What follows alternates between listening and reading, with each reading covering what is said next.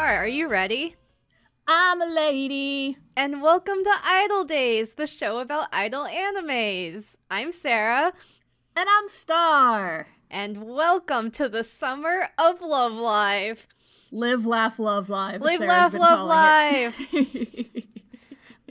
I can't believe you. Yes, we're finally doing it. We're doing Love Live. We couldn't put it off forever, so it's finally happening. Welcome to... This is going to be like Kingdom Hearts, the sea salt ice cream. It's going to be salty and sweet. I am the salt. And I'm the sweet. And we combine to form... Roxas. Oh, Jesus. Kingdom Hearts is my favorite iDOL anime. Kingdom Hearts probably... Okay, we'll get into Melody of Memories on our own time. Oh, yeah, because they did just announce that. We're dating the episode. So, Sarah, you watched Love Live. I watched Love Live, School Idol Festival, the original one, the one from 2012 or 2013. The OG. The OG. OGLL. OGLLSIP. SIP. And this was the first time I've watched it all the way through. I previously only watched up to, we'll get to it, I've only watched up to the Nico episode before, the first one. Did you stop watching it because of the Nico episode? No, I stopped watching it because I started watching other things, but yes. Yeah, see, Sarah, you've been, like, keeping me slightly updated on your progress as you've been watching this, and I keep wanting to ask you your opinions, but I'm like, no, save it for the podcast, save it for the podcast, save it for the podcast. And now we're in the podcast. Now we're in the podcast! Yes, and I guess my personal history is, well, I guess you'll feel the same way as me, is when it came out, it was really, really, really hyped up. And in a lot of ways, I felt like overhyped, so I might have watched one episode, and that might have been it. Not for any other reason except it was really hyped up. Mm-hmm. And then I just hadn't watched any of it since about 2014. And here we are in 2020. So yeah, tell me about your relationship with A Love Alive. Okay, so I have a very complicated emotional history with this show. Because here's the thing, y'all. I want you to come and listen to this podcast and listen to my opinions from the opinions of someone who started watching this show when there were only 2 episodes out. I was like in the throngs, like the depths of my Idolmaster obsession. We were still in college. I had so many Makoto pictures on my wall. And I was like, this was me just getting into idols. And like, so freaking hype. Hell yes, new idol show for me to watch. This is gonna be great. I was so excited. I was so ready to love it. And then I didn't. And it's so frustrating because I wanted to love this show. You wanted so to love, bad. Live, laugh, I wanted love, to love so bad. And it didn't grab me. I will admit, like, there were some scenes that I liked. I do prefer some characters over others, but for the most part, they all fell really flat for me. And, like, the plot was not very compelling, and I just couldn't get invested in this show. And I couldn't understand why. But see, here's the thing, though. It took a few years for this show to really take root in the US. Yes, I'm not sure how popular it was in Japan right away, but I remember those first couple years right after the anime came out. I have vivid memories of being at like San Japan 2014 and seeing like one Nozomi cosplayer, and I came up behind her and I was like, "Oh, hey, I like your Love Live costume." And she turned to me and she like gasped. It was like, "Oh my gosh, really? I've been wearing this costume all weekend and you're the first person who's recognized me." Whoa, wild. Yes. So that gives you an idea of how long I've been into the series. Cut to exactly 1 year later, you can't walk 3 feet without bumping into a Love Live cosplayer. They are everywhere. You can buy pre-made costumes of like literally every single outfit. And you want to know what I'm pretty sure is the reason why? They localized the mobile game. And it was free, which was a big deal. It's a free mobile game with microtransactions because it's a gacha game. So it's a spend money to try and get your high-res JPEG waifus. But that was a big deal because up until this point, I don't know if there were any show or any anime was any not rhythm licensed. And I don't know if there were any iDOL mobile games that were licensed in English. This was the very beginning of the boom that I'm pretty sure was caused in no small part by Love Live. Like, this franchise opened a lot of doors. And a lot of it, again, was I the free mobile game. Yes, and listen. I acknowledge that this show has done a lot for the iDOL anime franchise, like the iDOL anime industry. My biggest issue with this show is I think it's very overhyped for what it is. Like Frozen. It's kind of like Frozen. It's like, it's okay. I don't have a problem with people liking this show. You guys like what you like. I enjoy stuff that I would not recommend to other people. It's like, it's fine. If you want to like the show, go crazy. I don't care. Just, it's not the best iDOL anime in the universe, and I wish that people would stop treating it like it is. Please broaden your horizons. Star is salty because she wants everyone to love Makoto instead. I mean, you're not wrong. And so here's, that was Star salty, but here's my sweet, is I just watched it for the first time, and I liked it. Traitor. We're here now. I just said people are allowed to like the show. I don't care. Sarah, you're allowed to like the show. I had a feeling you would like it. It's the best iDOL anime ever. Actually, I will drive to Georgia and punch you. I don't think that. I just wanted to say that to bring out the salt. It worked. Congratulations. It did. But yes, I watched Love Live for the first time and I liked it. So we'll have our salty and sweet. And I'm sure a lot of people who are listening because either they have heard of Love Live or they really like Love Live. But I don't think this is going to be one of the animes where people haven't heard of it. I think this is one where you probably have heard of Love Live.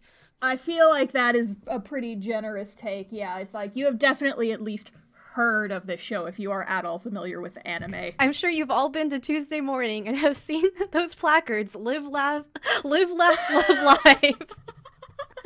Sarah, no, I made the Love Live one on Twitter. So it was like, so live, good. Laugh, and then I cropped out the love and replaced it with the Love Live logo.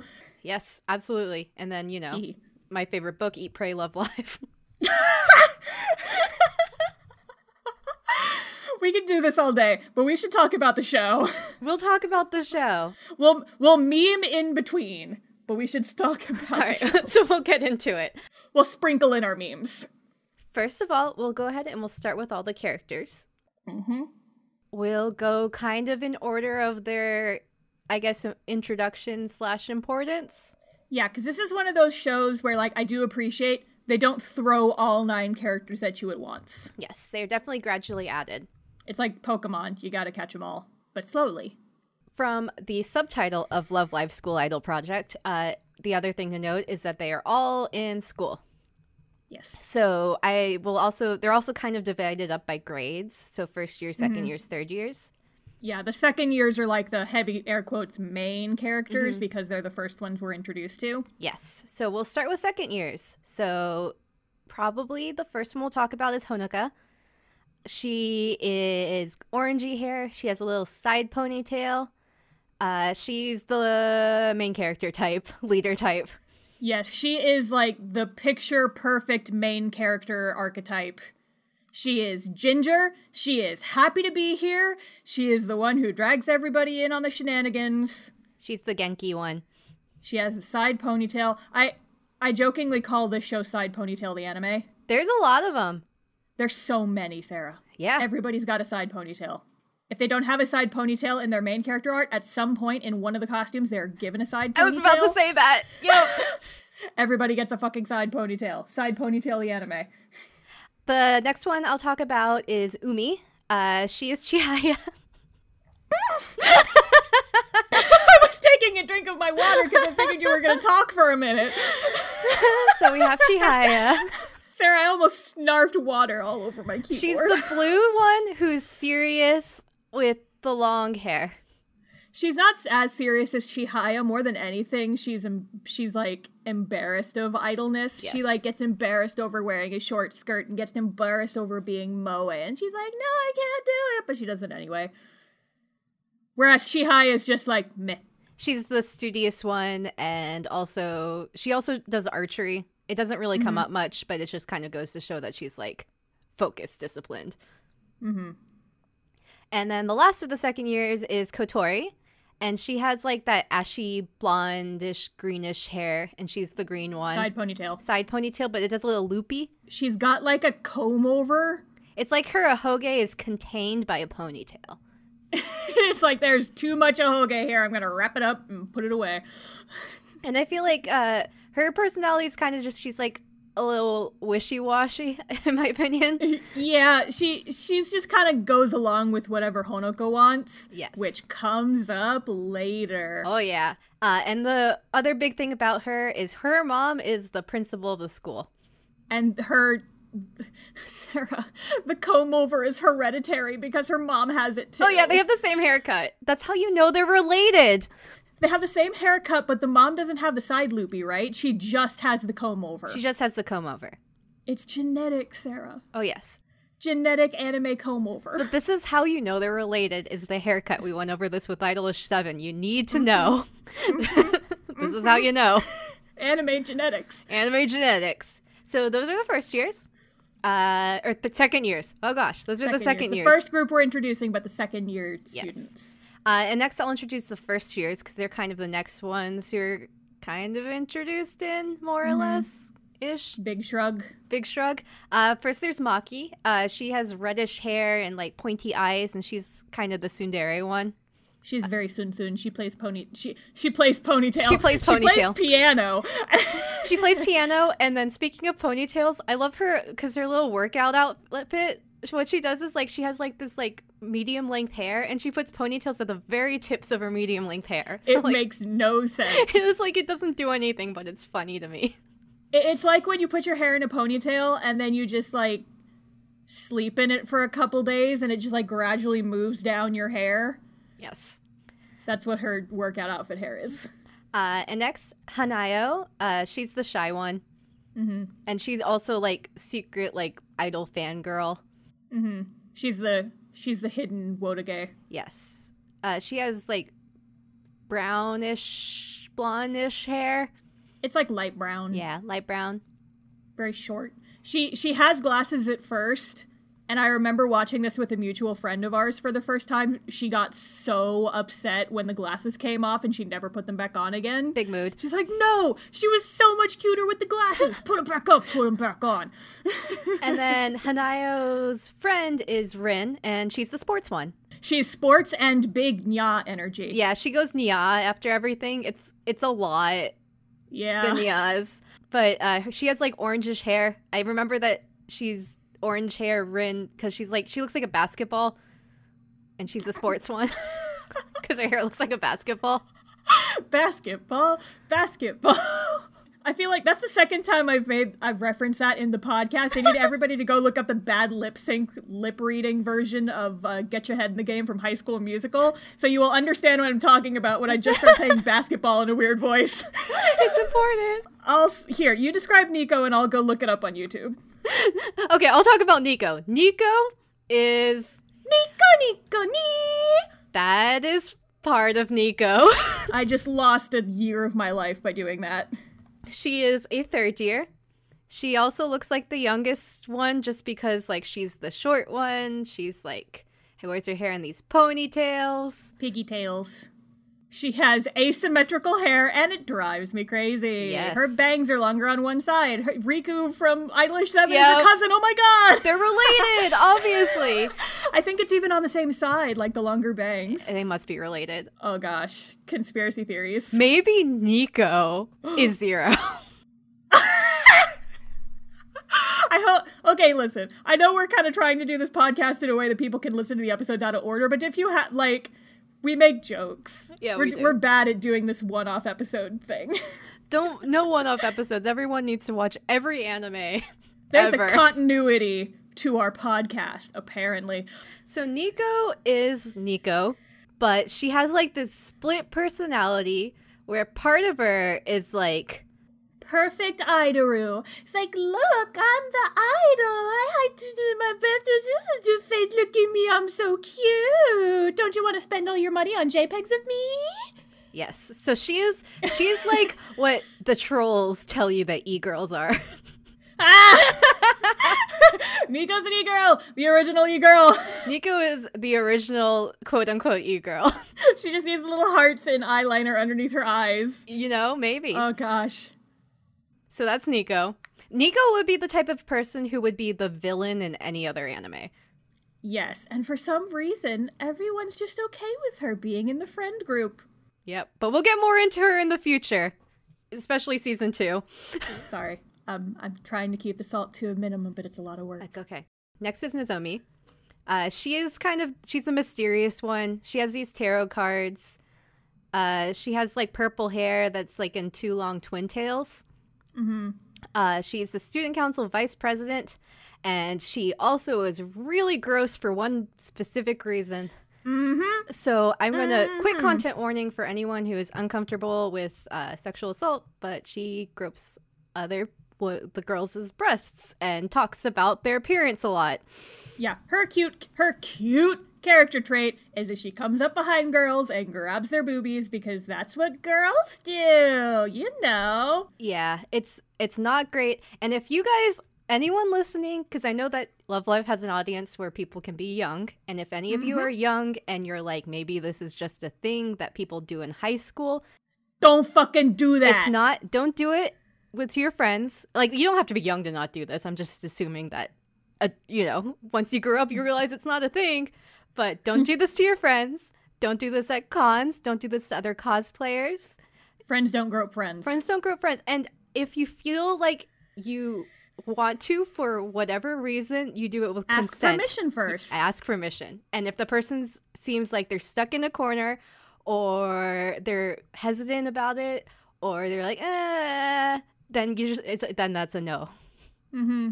Okay. Anything other than a solid stare dead in the eyes and go, yes, touch my titties. That's the only time. So just unless they're being sarcastic. Read the room. Not good. Not a good thing. Like there's parts about her character that are fun. So I understand if you want to cosplay her or draw fan art of her, but this is something that should not be encouraged. It was, I just know this was put in the show explicitly for dudes getting off on girls touching each other's boobies, and I hate that. Yep, it's not good. So that's my big PSA about Nozomi. I'm not going to bring that up for the rest of the time, probably just so in case it is something that is triggering for you. I don't want that to be too big of a focus. But just be aware that it's a thing that happens and it's not okay. And if you are someone who is looking at Love Live and you want to replicate, because when I was in high school, my friends and I had this thing where we would act out scenes from War in High School Host Club, which was already problematic.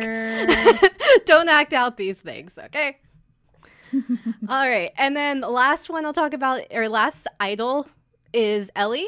She's the student council president. She is also kind of a serious one. At least she's half Japanese, so she's blonde. Yeah, she's the half Japanese blonde one, like me. Just like you. Just like me.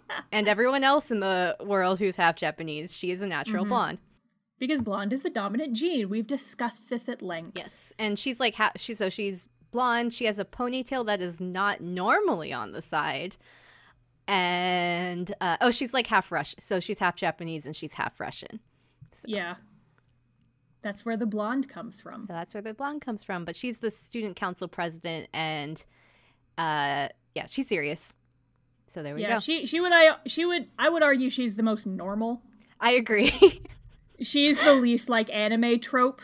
Yes, unless you count like just being serious as an anime trope. Because everybody else is just kind of like, we've got the Nya one, we've got the shy uwu one, we've got the side ponytail Genki ginger leader, we've got the shy embarrassed one. I'm just saying though, maybe Nico's the most realistic. Oh God, I hope not. Because she's our e-girl. Maybe Nico's best girl. Maybe we're changing our minds. Sarah, don't even joke about that shit. Okay, Moving on. Moving on. Let's go through the plot of Love Live. Hey.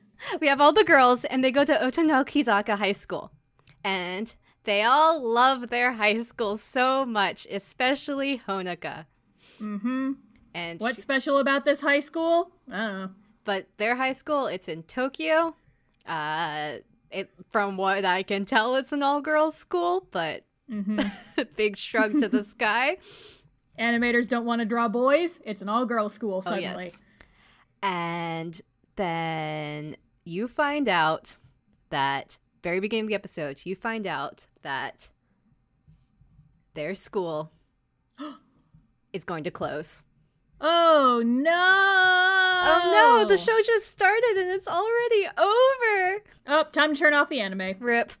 And no one is more sad about this than our poor girl Honoka. Oh, no. Ginger, side ponytail, what are you gonna do? I know. So she's like, I am so sad. The school's closing. So she's like, I need to figure out what I'm gonna do. And so Honoka goes home, and she has a little sister named Yukio. So her little sister, not Idol Master Yukio, but sister Yukio, is looking like, because she's like third year at middle school or junior high. Mm-hmm. A babby. Yeah, she's a little babby. And she's like, well, I'm looking at schools I'm going to go to next year. And Hanukkah's like, you got to go to Otonokizaka because it's going to shut down. And then Yuki's like, nah, I'm going to go to UTX. It's like the coolest school. So Hanukkah's like, okay, but what if? And then her sister's like, nah.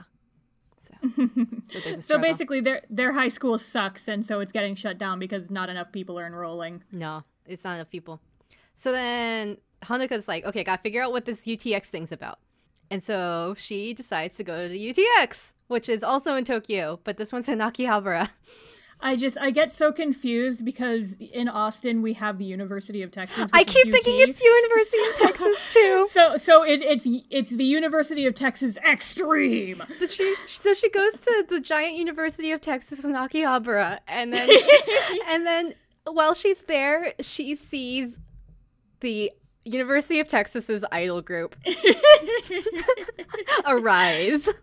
And they are like the hypest group in town. They're like on like these fancy billboards, and then there's like huge crowds that are around the school just like watching the school idols from the University of Texas like do their little dancing thing. Sarah, are we just gonna run with this gag for the whole episode? 2 episodes. Uh-oh. Summer of Love Live, baby. Yeah, we're here. Oh, Lord. But yeah, so Hanukkah gets inspired by the University of Texas. Austin. Yeah, because so you were the one who watched this show. I have not watched this show since it first came out, but what I do remember is that a lot of the places in the show are based off of real places, especially the ones in Akihabara, because like that's where both of the schools are. Mm-hmm. And when I lived in Japan, I would go to Akihabara like at least once a month, and I know exactly where this is because this is a real place. We ate at a restaurant inside this building that they made into a school for this anime. That's where the Moss Burger was. Yeah. And so like that giant sky bridge that she's on and that TV is there. It's like right next to the Gundam Cafe, I think. Heck yeah. You could go watch some idols and then go eat some Gundams. Crunch.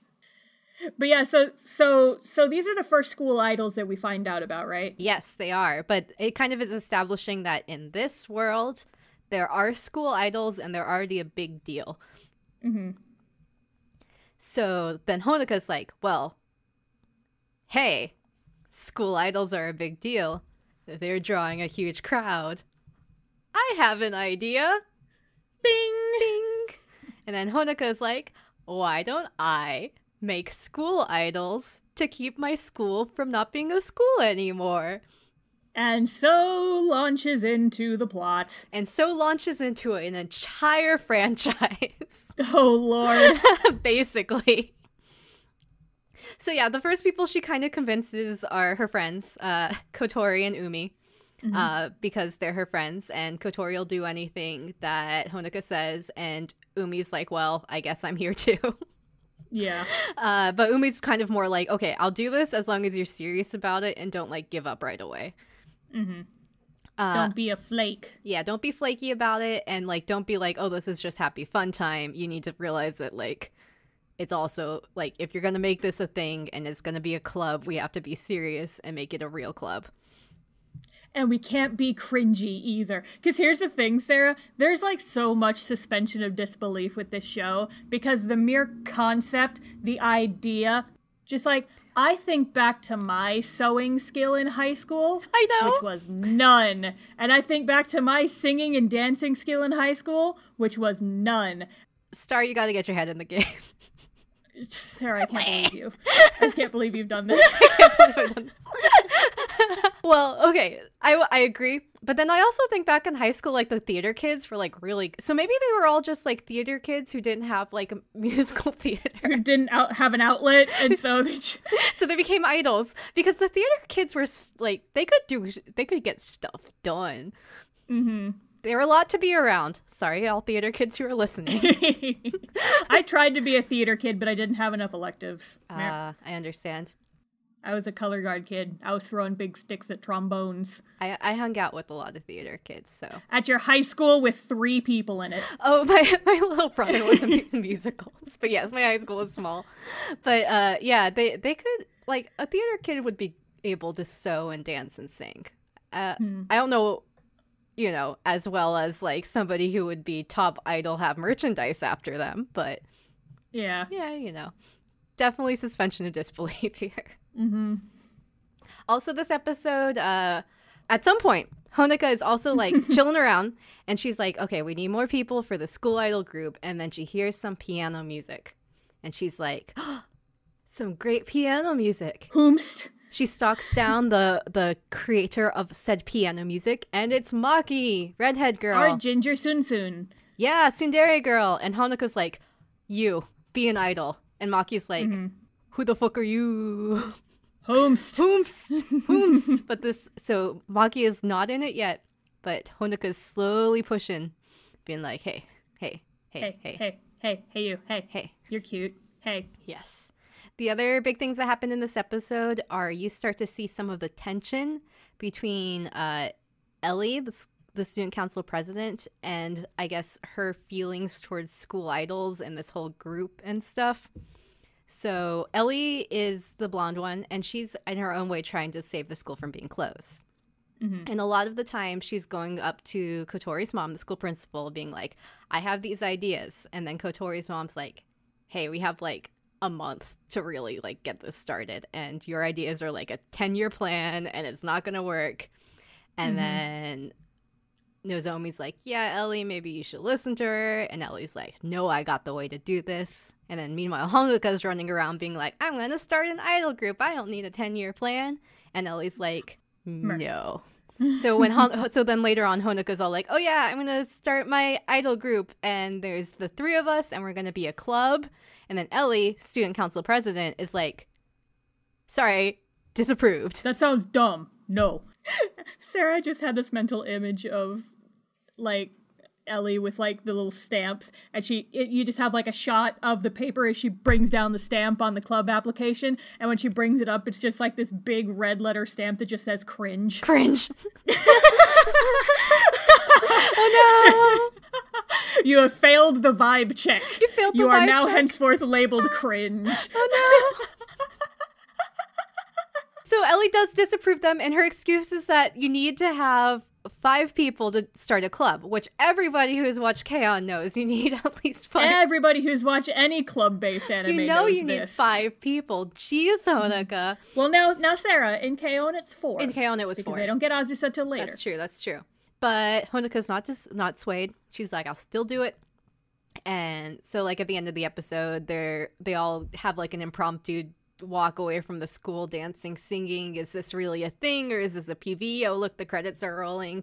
Suspension of disbelief. Yeah, my friends call this the "Let's Play Around in the Street" song, because she's like dancing around and like cars are coming and she's like dodging out of the way while doing a cute little anime girl spin. I'm like, girl, you're gonna get hit by a truck and then your idol dreams are over. Yeah, this one feels almost like as if it was turning into an like actual musical. So it was a little bit like Are they singing their feelings and it's not really happening in real life? Or are they actually singing, kind of like, like a Gallivant, like a musical TV show? Mm-hmm.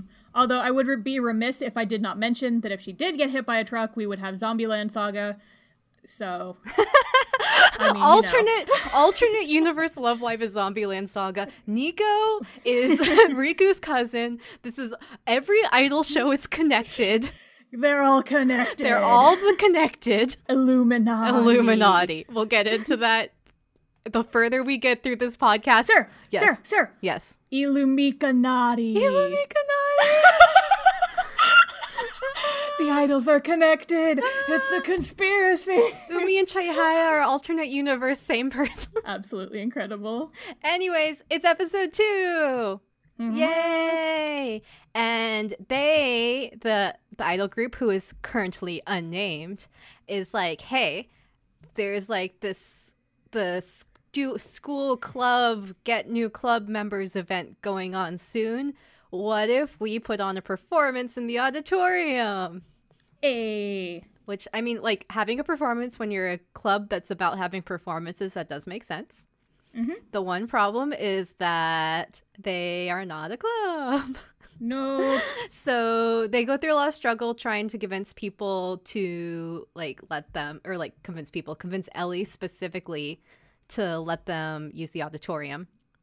It's like the vicious cycle of we need to do this performance to get new members for our club, but we can't get new members for our club, so we can't do a performance, so we can't attract new members for our club. Yes. And then the other big problem is that they don't really have a place to practice because they're not a club. And all of the rooms are meant for club members. And then the gym has all the sports clubs. And they're like, well, where do we go? And then the answer is they decide to just go up on the roof because it's an anime. Yup, you gotta have the dramatic roof shots on the animes. They have to be on the roof. So they can scream. And dance. So during all this time, Honoka's trying desperately to recruit people. So she's like, hey, you want to join my club? Want to join my club? Want to join my club? I just imagined her like with a trench coat and like one of those skeezy dudes from New York. And she's like, hey, kid. She opens like the trench coat and it's just got like, a bunch of like club applications stapled to the inside. It's like, hey, you want to be a school idol? I want to be a school idol. Hey, school idol. So there's all this stuff co-happening. So they're trying to have this performance. They're trying to become a club. They need a place to practice, and then also they need to come up with a name. And also, all the other stuff about writing songs and the fact that they don't have anyone to compose the songs currently. Oh no, what will we do? So then Honoka's like, hey, I know someone who can compose our songs. There's that girl I tracked down the other day who plays piano. So Honoka goes over to Maki and she's like, hey, write a song for us. And Maki's like, no. And then Honoka's like, hey, please. And then Maki's like, I just want to like write music that's like serious and not just like fun and games music. And then Honoka's like, but being an idol isn't just fun and games. According to my blue-haired friend over here. She's like, okay, if you want to be this is like a thing that happened in the first episode. She's like, okay, I'm going to challenge you to do a push-up. And then Maki's like, doing a push-up isn't hard. And she does a push-up. And then Honoka's like, now you have to do a push-up while you're smiling. And that's what being an idol is. And then Maki's like, wow, that's hard. I guess I'll write a song for you for free. I'll write a song for you for free. And then in the end, they get a song. And then that's not the only thing they get. They also get a suggestion on what their name should be. Which is Muse. But it's not like, it's just like a weird Greek character. It's the Greek character Mew. So it's the Greek character Mew with an apostrophe S. But they pronounce it Muse. So like Mew instead of Muse, like the owner of Mew, the Greek character Mew, it's Muse. Mew possessive. Yes. So like the Greek muses rather than just Greek word Mew. So it's kind of like, how Prince changed his name for a little bit. It's just like that. I can't imagine how hard it is for these girls every time they want to like write a promo or submission or have people Google them. They have to like switch keyboards on their iPhones. From their Japanese keyboard to their Greek one to write down Mew and then switch it over to English to write the apostrophe S. Yep. And then back to Japanese. So episode 3. So they have music. They have lyrics because Umi decided to write the lyrics because she's good at school, I guess. And then Kotori is doing all of the outfits. And I feel so bad for her because that's so much sewing. That is so much sewing. But then I think, Kotori's the rich one. So maybe, Maki is too. But Kotori's also rich. So maybe Kotori has like a sweatshop that she's Oh no. She's got like her group of maids and butlers. And she's just like, no, hem it like this. Hem it like this. Maybe. You never know. And you just never see that side of her. Yeah, exactly. This is my Kotori conspiracy theory. Kotori-spiracy theory. So, episode 3, they have their first concert this episode. But not yet, because first they're training, and they decide that their training place when they're not at school is going to be at a shrine nearby. Which is also a real place in real life. And also, one of the people who happens to work at that shrine is Nozomi. Oh. This is not like a big deal at this point in time, but you start seeing that Nozomi is like watching them, being like, oh, I see what's going on. She's keeping tabs on these. Yes, she's like, yes. These girls who call themselves school idols. We will see what fate has in store for them. Nyek, nyek, nyek. So anyways, so they're training because they figure out a way to have their concert in the auditorium. And they're like, okay, we're going to do our song. We have a song now. And we're training here at the shrine. So they do a little prayer at the shrine. And then also Maki stops by and she actually listens to their song, which is cute. So she's like, oh, this is what I did. I did this. And also, so they're working on and stuff. Kotori is like getting all their outfits ready, and they put on their outfits, and they're super cute. Except Umi is like, oh no, I'm showing too much legs. But it's also like, girl, your school uniform shows about the same amount of legs. I know, they're so short. You have like the same legs. It's okay. It's like exactly crotch length. Oh yes. Oh, absolutely. Because anime. Because anime. But yeah, so they've done their practice, and they're like, it's time for the club registration concert. So they're handing out their little flyers, and Honoka's like, you gotta come, you have to promise me to come. And then during this episode, you see Hanayo, little brown hair one, who's also like the shy idol fangirl one, is looking around, and she's like, oh, I am definitely going to this concert. And then Honoka's like, okay, cool. And then she like keeps handing out flyers, but Hanayo's like, I need to see the idols. I love idols. I understand this feeling with her. There was definitely a time, Star Wars Japan stories, we were in Osaka, me and a friend, and we were just like going on this one little hike in this area behind this park, and we just heard off in the distance like this cute idol music, and I'm like, we have to go find where that's coming from. And then we found it, and it was like this weird little idol showcase in this park, and it was so cute. We sat there and watched it for like 2 hours. That's amazing. What a good story. So yes, it's like, she's not my favorite character, but I share this with Hanayo. It's like, I hear idols, I am on the way. And I mean, watching Love Live, if you're watching Love Live, you probably like idols to some extent, so relatable. Yep. Relatable content. But yes, so Hanayo's like, okay, I will definitely be there. And meanwhile, it actually does kind of look like Hanukkah's like, she's handing flyers out and people are like, this looks cool. But then at their concert, they go out. Umi overcomes her fear. Hanukkah is all excited. Kotori made these cute outfits. They go out and the theater is empty. Womp, womp, womp, womp. Who could have seen this coming with every idol show ever? And nobody ever saw this coming. What a mystery. But then, like, right when they're about to, like, be like, oh, well, no one showed up, I guess we should leave, Hanayo rushes in. And she's like, oh, am I late? And then Honoka's like, we have one person. We worked too hard for this. Let's have our concert. For this one girl in particular. And so they have their little concert, and like during this time, all the other girls who eventually join the group, like kind of like sneak in or peek in or whatever, make their way in. So they're like kind of watching the idol show. People are like, I heard weeb music coming from this direction. Let's see what that's about. Yes, but it's not like everyone in the school. The only people you see in or around the auditorium are the eventual Love Live group.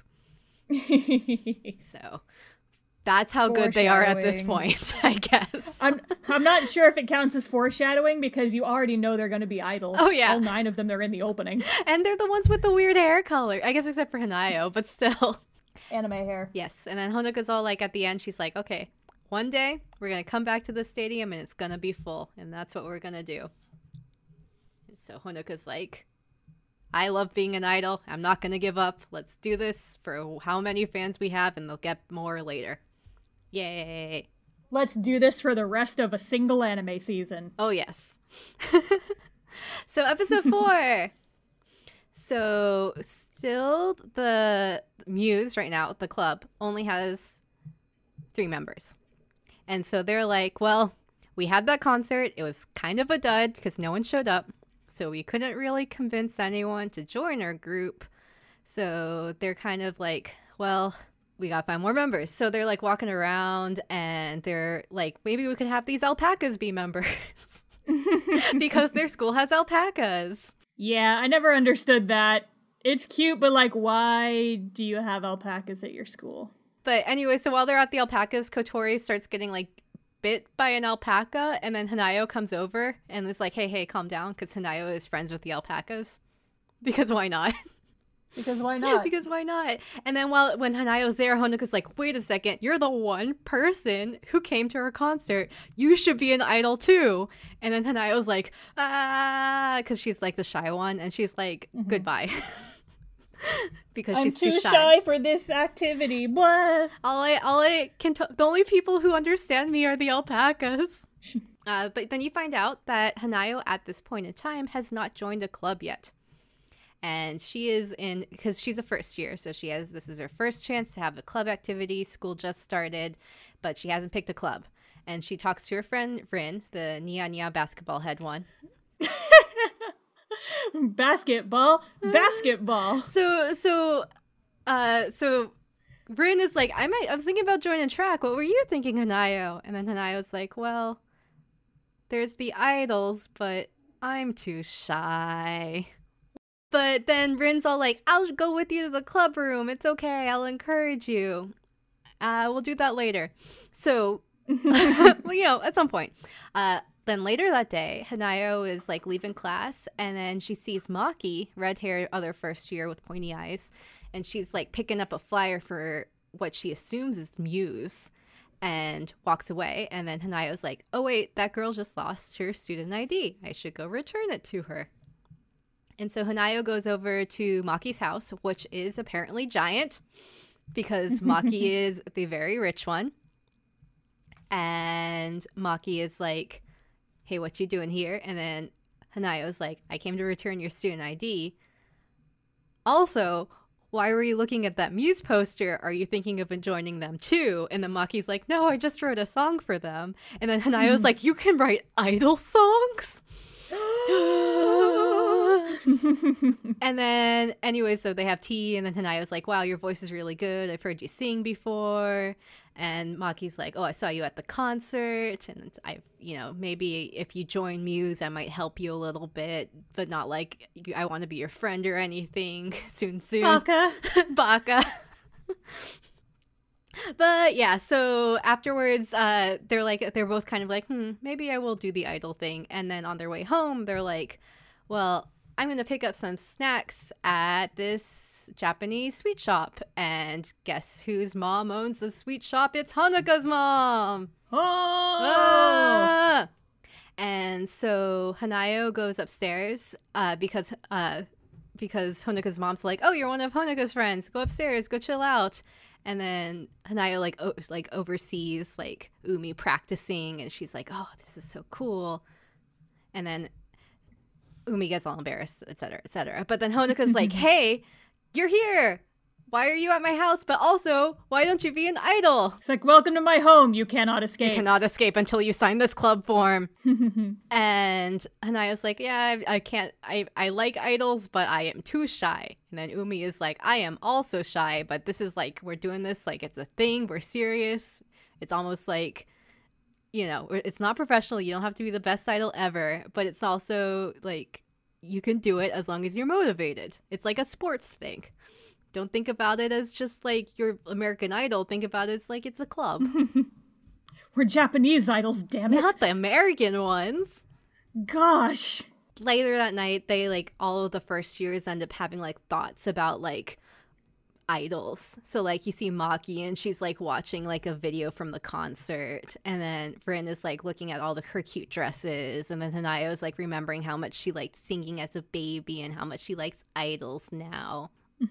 Yeah, so then the next day Maki's like, hey, maybe I'll coach you on singing a little bit and you can be an idol. Not again because I want you to be an idol or anything, or like I want to join the idol club or anything.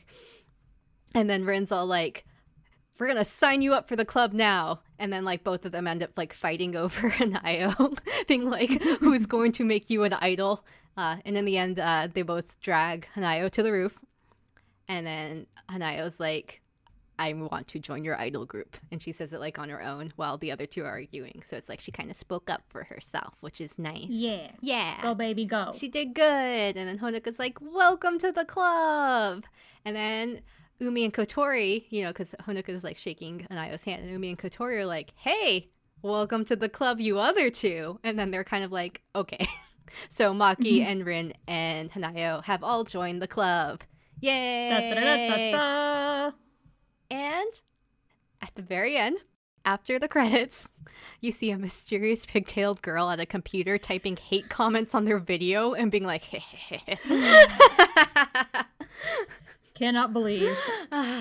Because the next character that you meet in episode 5 is the character who would be the villain in any other idol show. She would be the villain. She would absolutely I don't be the understand why they let her in the friend group. Anyway. So yeah, episode 5.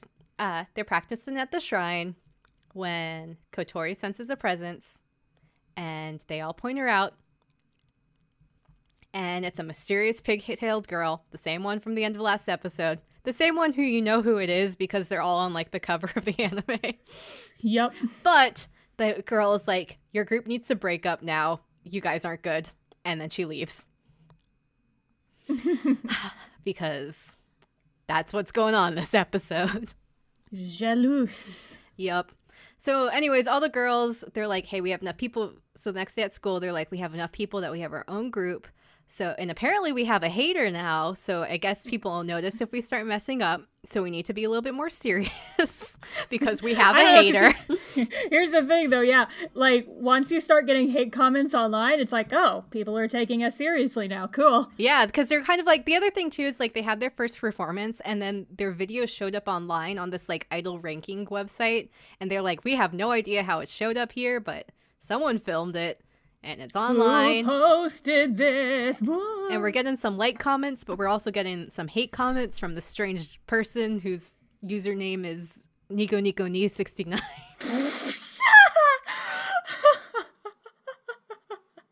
Oh my god, incredible. So they're like, okay, we're good enough where people are noticing us, but we need to like take it seriously and keep practicing and be good. So we have to win over our haters. We have to win over all of our haters. Which, once again, suspension of disbelief. Yep, absolutely. When you're trying to make a name for yourself online, you just ignore those fools, and you just keep going on with your business. You can't please everyone. But unfortunately, they can't practice that day because it's raining, and they practice on the roof, which again is, you know, if they slip and fall, it's a safety hazard. If they get struck by lightning, I mean, I guess it's an anime, it's so... Zombieland Saga. Exactly. Like, worst case on an anime is you probably see their skeleton a few times and, like, Pikachu stuff, but still not a good idea. Pika pika pee!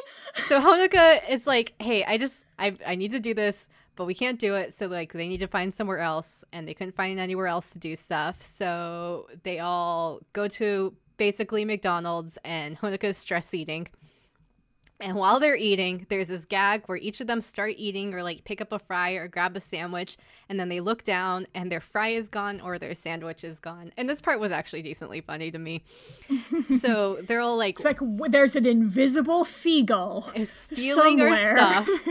And what you as the viewer know is at the next booth over, there is Nico, the pigtailed girl. And she is listening in. And she is also slowly stealing their food. because internet hate comments weren't enough. Now there's petty theft involved. Yes, she needs to listen to them. She needs to hate stalk them and just listen to how much they are not practicing or whatever right now. But see, here's the thing, though. I can actually see this being totally high schooler mentality. Right. Of like, I hate this person. I'm going to become obsessed with them now. I'm going to watch everything they do. I'm going to watch them eat. I'm going to steal their food. Yeah, it's true. Mm-hmm. It's very high school. It really is. But the girls catch Nico stealing a burger. And Nico, like, grabs the burger and she's like, it's time to break up. And then Honoka's like, it's time to give me back my fries. And then I was like, you should probably take priority of one of those things. But yeah, so Nico's like, you guys are a disgrace to idols. You don't know anything about idols. You don't understand idols. You gotta break up. And she like leaves the place and she doesn't give Honoka back her fries. Which, that bastard. If that wasn't reason to feel like this was not someone you want in your friend group, like stealing your fries?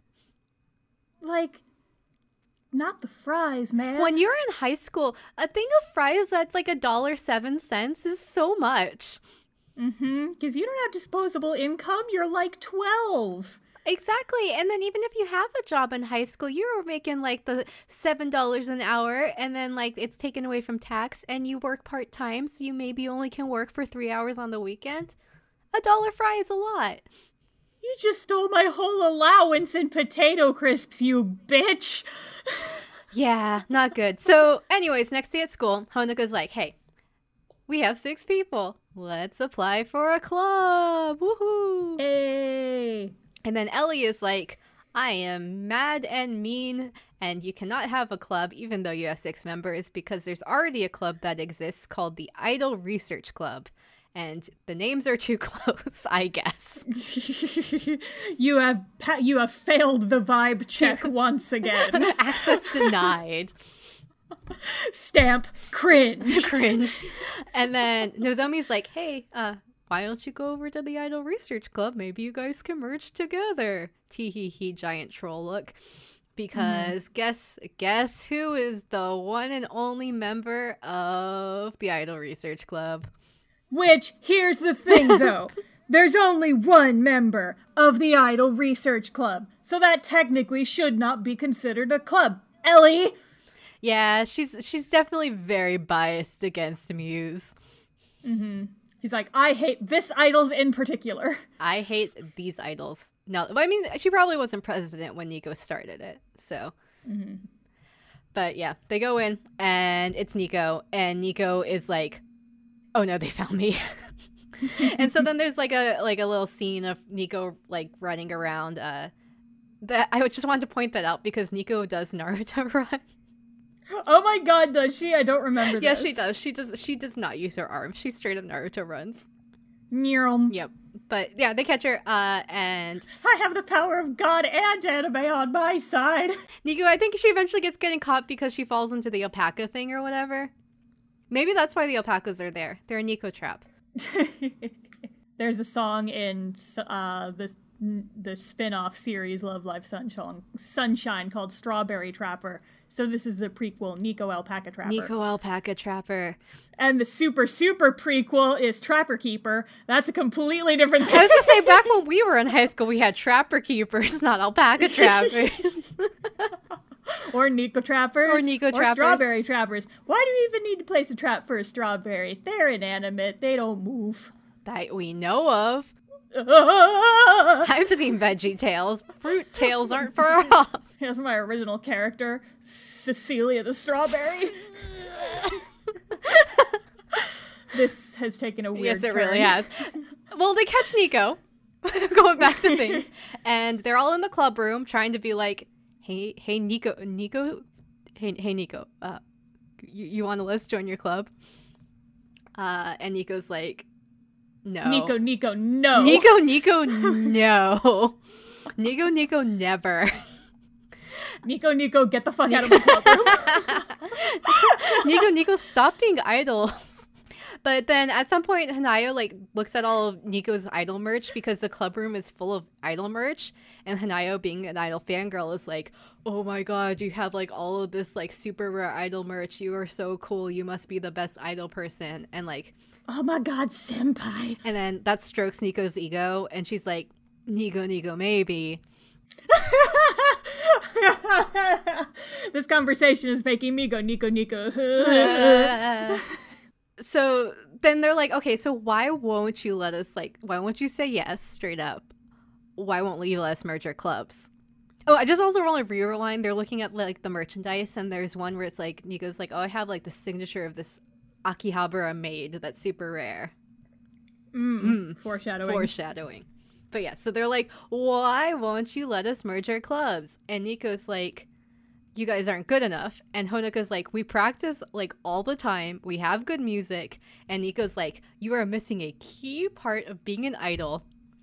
You don't have Nico.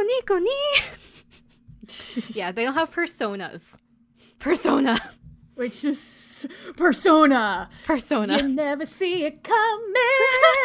Da, da, da, da, da, da. And then it's dancing all night.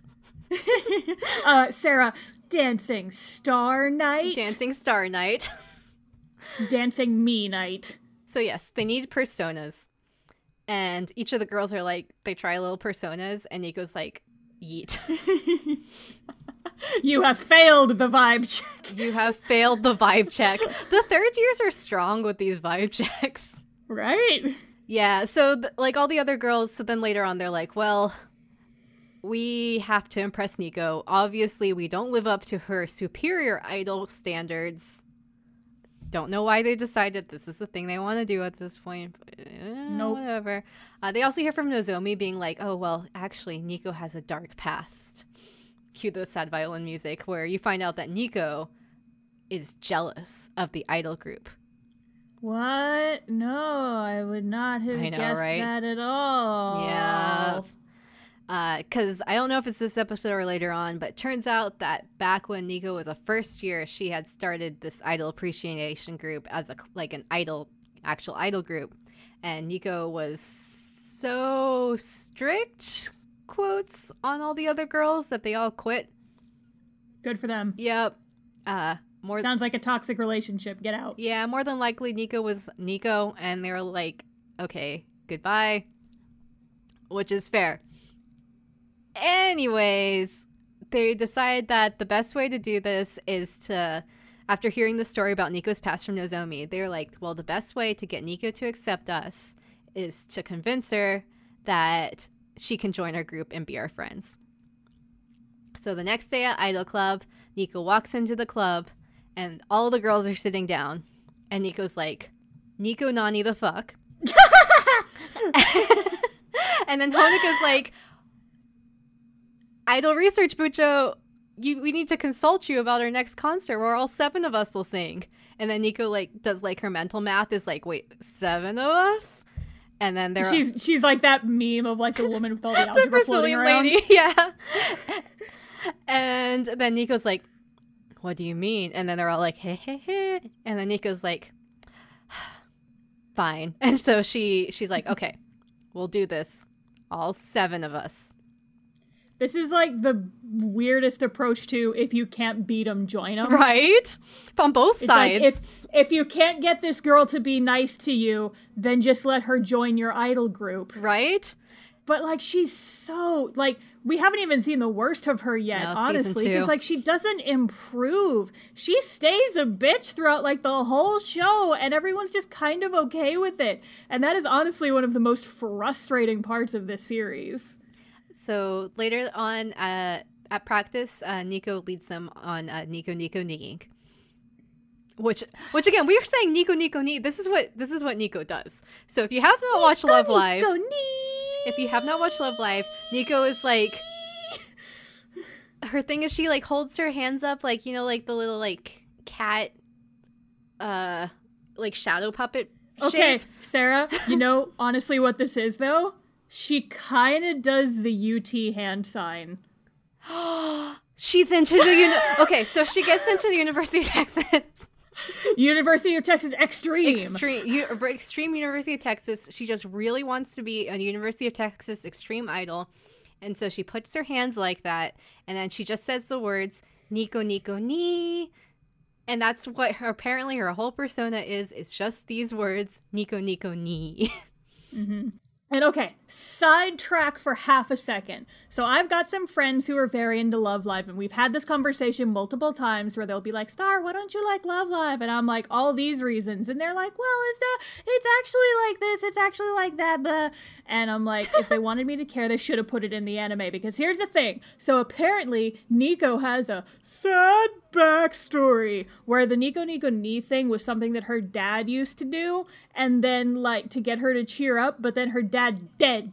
And so that's how she, like, continues his legacy or whatever. And this is something you find out in the mobile game. But here's the thing.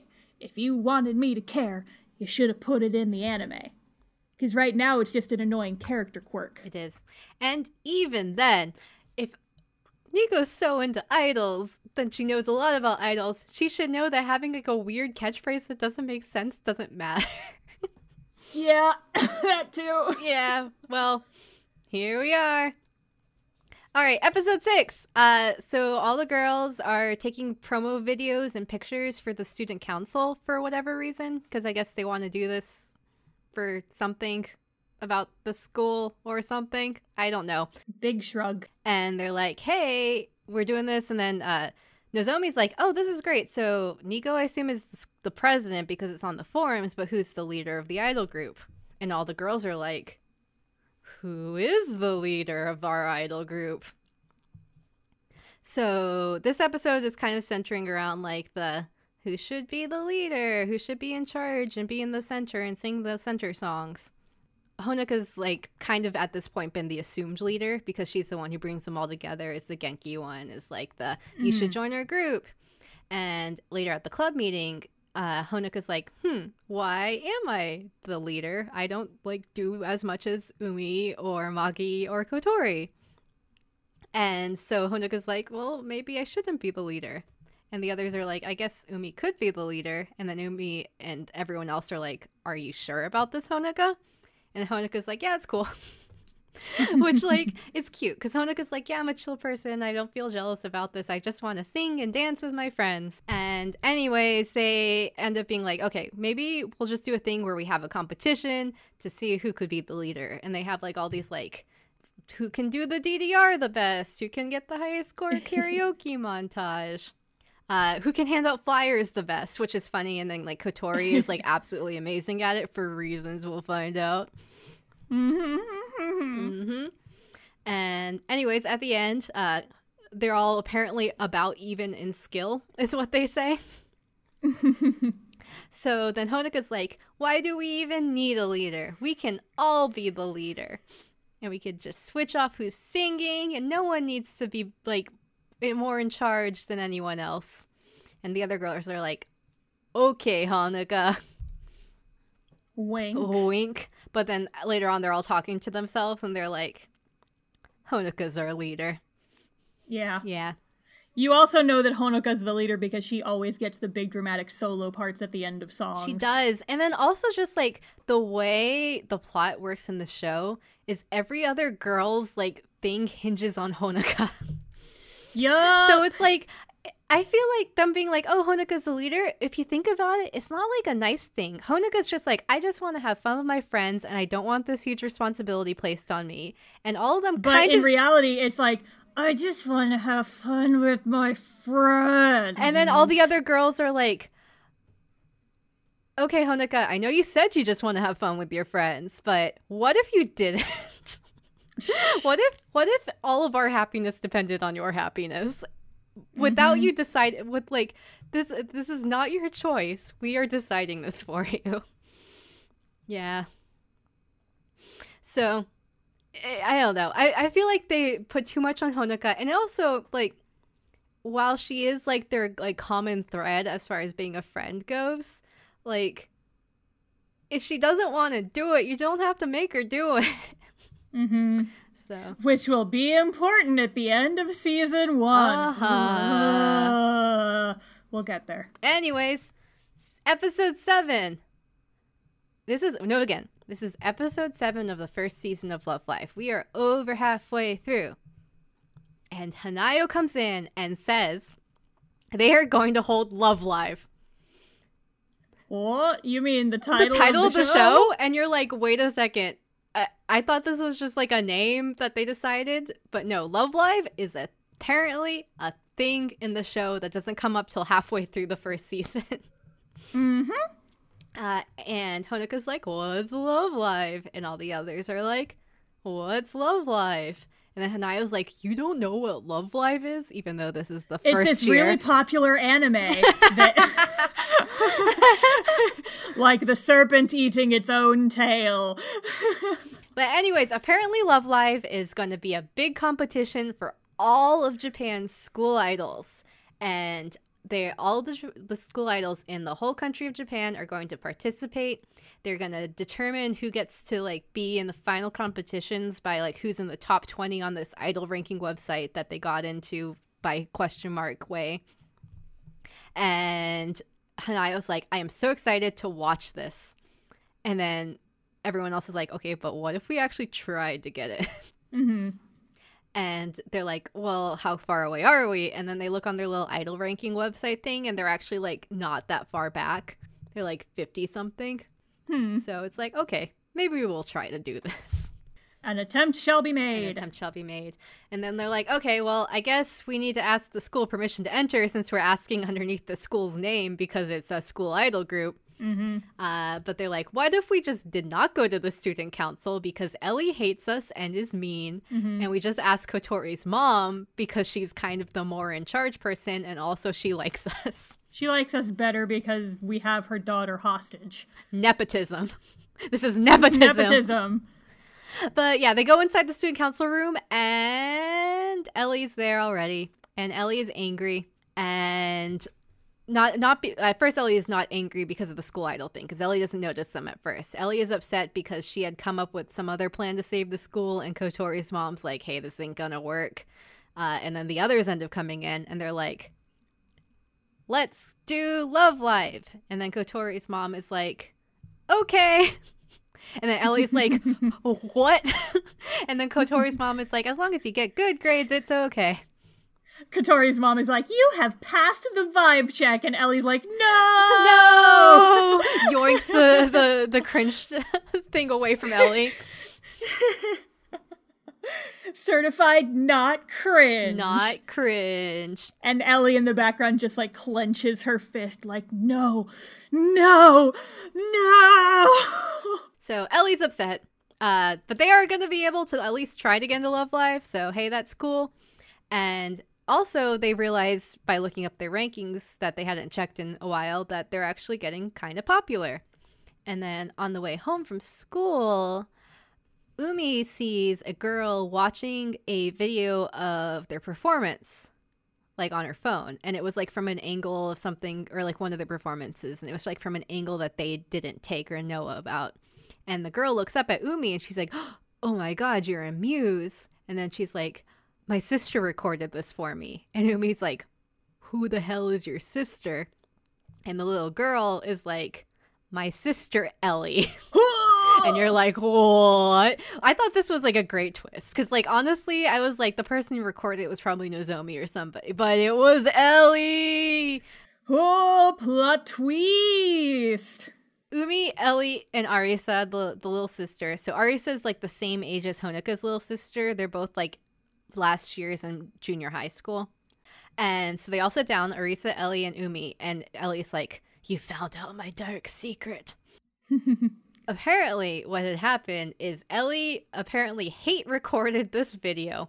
The third thing is, okay, my opinion. They're a bunch of bitter bitches, they're apparently. Not great. like Nozomi's just kind of chill, but the other two are just Nozomi like, is gross.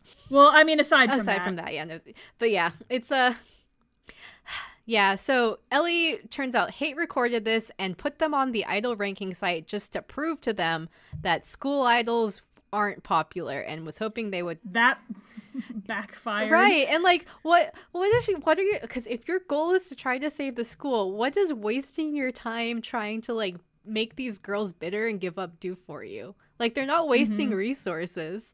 Nope. I don't know. Well, anyways, you find out that Ellie moved to Japan relatively recently from Russia, where she used to be a ballet dancer.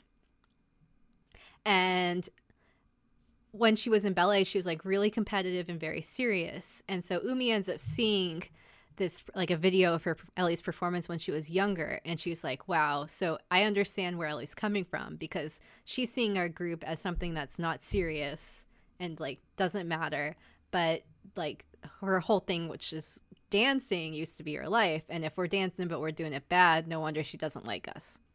Which is a bit of a logical leap to me, but it's fair. I mean, it's kind of like the same thing where people are like, anime isn't real art or whatever, or like you can't, you know, like people who are like, oh, I would never watch Spirited Away because it's animated, you know, like there's people who are like that about other things, so I can kind of see that logic. Yeah, so that's Ellie's dark secret. Bum, bum, bum, bum, bum. Oh, I guess the other thing that I wanted to mention is, one thing I think is cute is that there's the same opening and ending on every episode of Love Live, but the ending theme sometimes is sung by different characters, like different members of Muse. So this one had Ellie singing it, and her voice is like my favorite one of the group. Yeah, honestly, so my 3 favorite voices, I have like one for each year. Ellie has a very nice voice. Umi has an amazing voice. She's Chihaya. Voice is also pretty good. Yeah, she's Chihaya, yeah.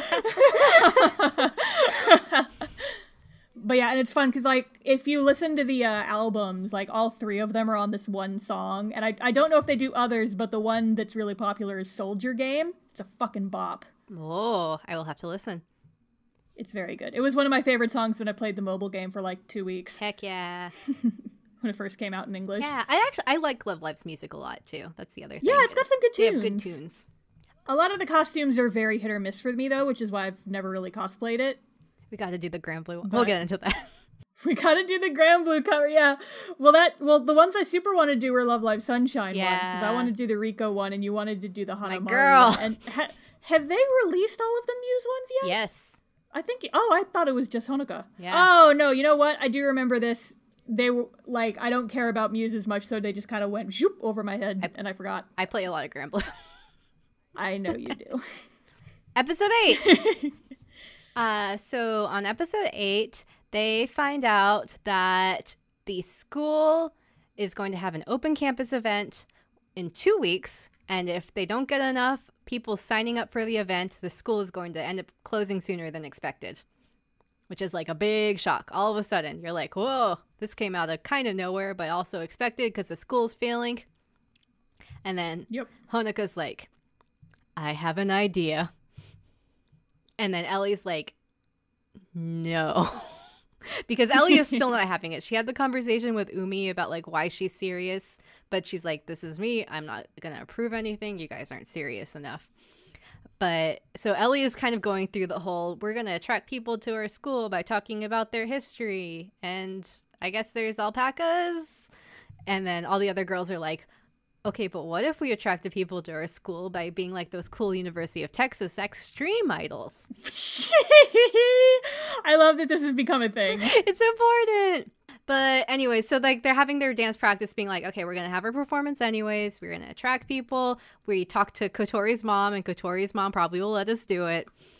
And Umi, like at dance practice, is like being like extra strict with them because Umi had seen Ellie's videos. Like after practice, they all hear about it, and then they're like, or like Umi's like, maybe we could have Ellie teach us to dance, and everyone else is like, no, Ellie is like really mean to us. And then Honoka's like, I want everyone to join our group, and I want her to teach us how to dance. It's just like all the third years are just like, this person's being mean to us. The obvious solution is to let them join our idol group. Yeah, it's like the second years, like Honoka is all like, everyone's gonna join our idol group and we're all gonna be friends. And then all of her, like, the other second years are like, hey, whatever Honoka says.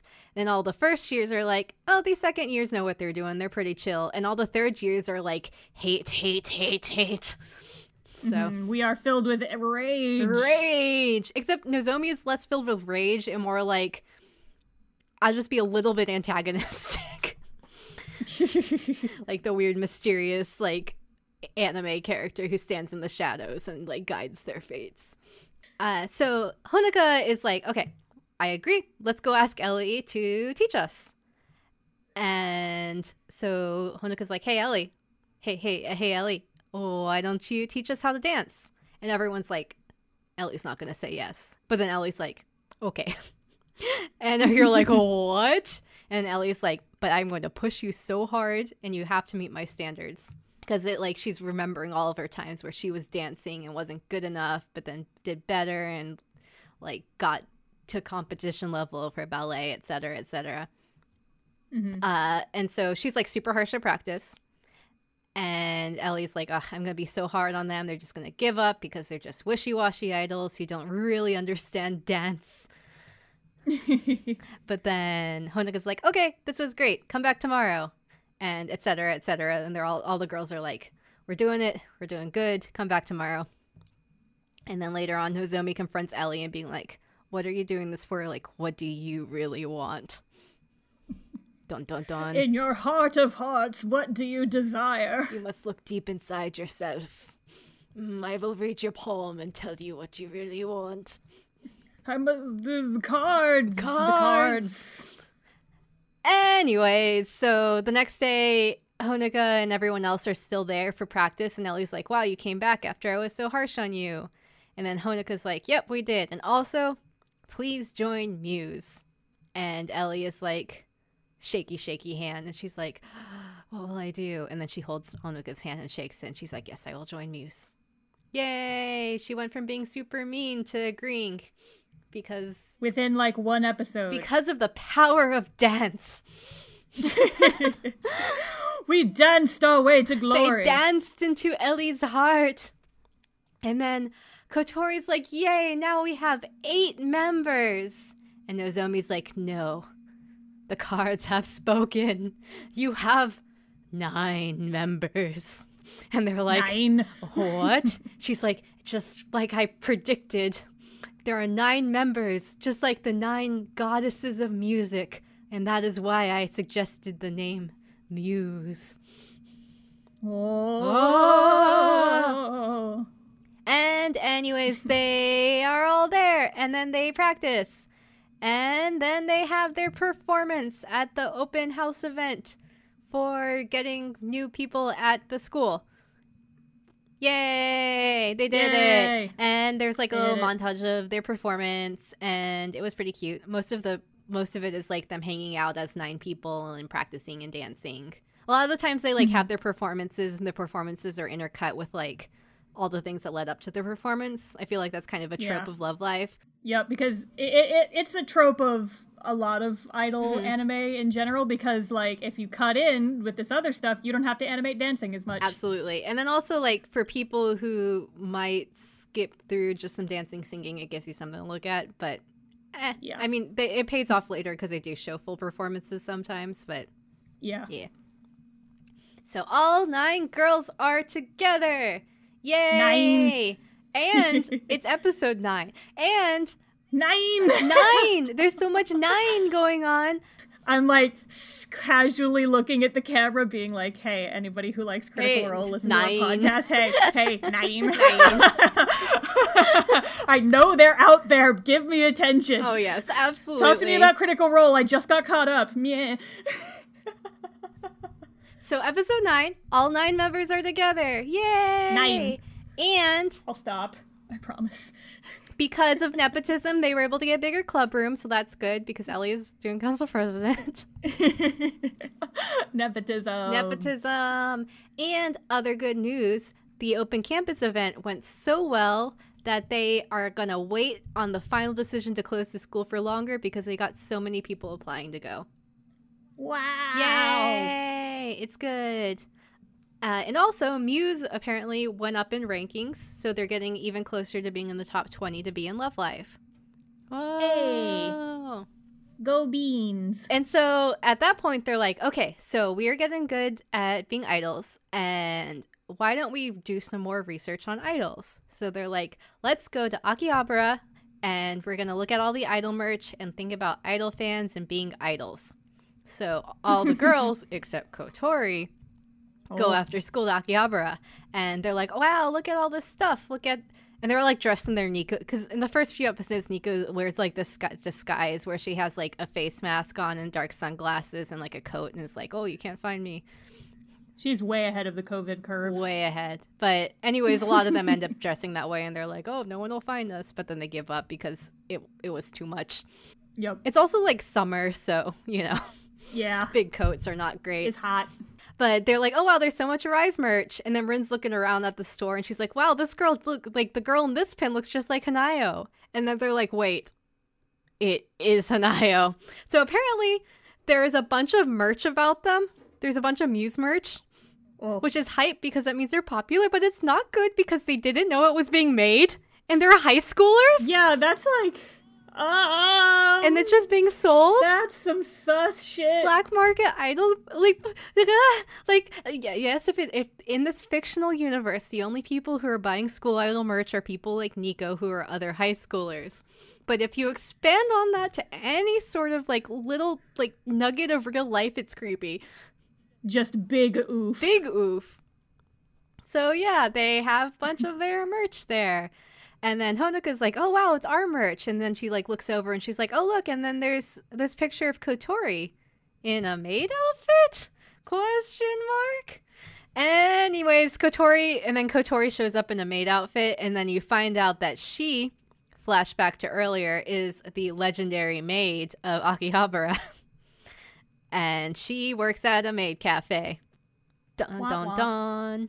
What the rest of this episode is they're like, hey, you were a maid, you know a lot about Akihabara. This is like such a cool place because there's so many people here who really love idols. It's like the founding spot for University of Texas Extreme and Arise.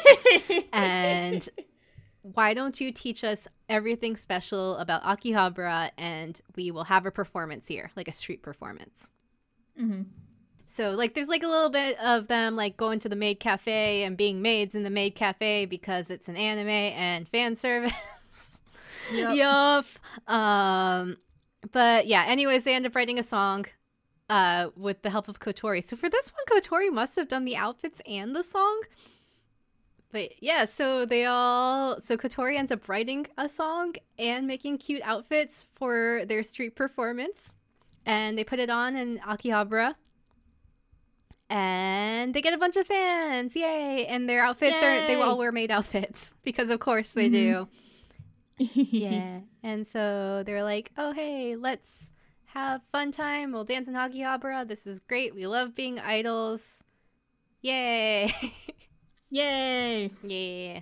So little bit of a filler episode, but also kind of another excuse to have another song in there. So sure, I'm cool when there's new songs and new performances. Yep. And then finally, episode 10. We're 10 episodes in. And we are finally here. It is the beach episode. The beach episode! So important! Yup. Yeah. So the big point of this episode is they all it's summer, like school's on break for a week or whatever, but they know that Love Live's coming up and they need to get up in the rankings. And they're like, hey, we need a place to train. And then they find out that Maki has a beach house because she's rich. Of course. She's the rich tsundere one. And so they're like, we'll go to your beach house and we'll train. Yay! Yay! But one of the things that is mentioned is Ellie is like, hey, we are all in the same club. You guys need to start calling us by our first names and stop using like the senpai and kohai honorifics because like we can't be like an idol group on equal footings if we're so formal to each other. But basically they all kind of have trouble with it on and off. But at the end of the training camp, they're all good. They get in a pillow fight. They hold hands on the beach. It's cute. They're friends. It's a beach episode. There's not a lot to say. It's your stereotypical anime beach episode. It's pretty stereotypical. I would say a lot of it reminded me of the K-On! Beach episode. Rich girl has beach house? Check. Check. They all goof off? Check. But they come closer as friends? Check. Yeah. Beach. Beach. But it was enjoyable. I love a beach episode. Oh, I love me a good love beach me a good episode. beach And you're like episode. swirling your wine. Yes, I can taste the tannins in that beach episode. It's sandy. Yes, just like a beach episode.